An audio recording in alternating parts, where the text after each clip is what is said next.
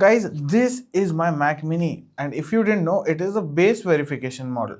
So if I go to settings and go to about, so here you can see it is a Mac Mini M4, it is 16 gigabytes and a 256 GB storage option. So how in the world am I going to use a 256 GB storage option for a long term use, or how can I even install big applications on my Mac Mini? For that, you can actually use an SSD, an external drive, and I am going to plug it in into my Mac Mini M4 and show you how to do that. So guys, I have bought this WD SSD. My Seagate won't work because it is either using a GUID partition map or a MBR partition map, which does not support APFS. So we are again going to try this out. You want to go to disk utility, I have it on the dock, or you can just use your spotlight search and then go to elements. In elements, you want to go to top right, erase it. It's the same format. And as you remembered, we were using macOS extended, which is actually the wrong format. We want to go to APFS, and APFS is the only thing that is going to work for you. So click on erase. So it's going to clear out my hard drive. So here you can see it has gone to APFS now. I have erased it. Now what you want to do is go to App Store.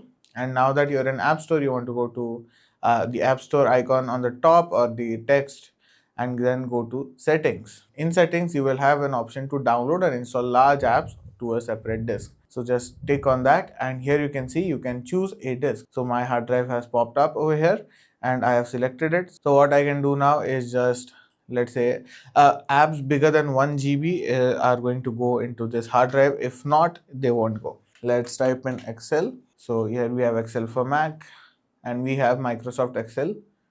I'll click on get and install.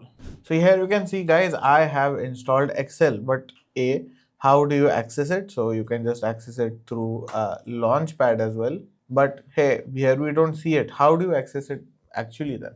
Well, for that, you can just go to the SSD. So I'll just minimize this.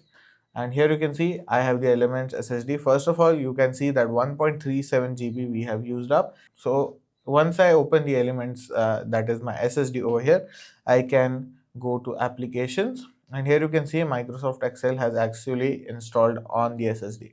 But the SSD is never as fast as your actual NVMe storage that is installed on your computer.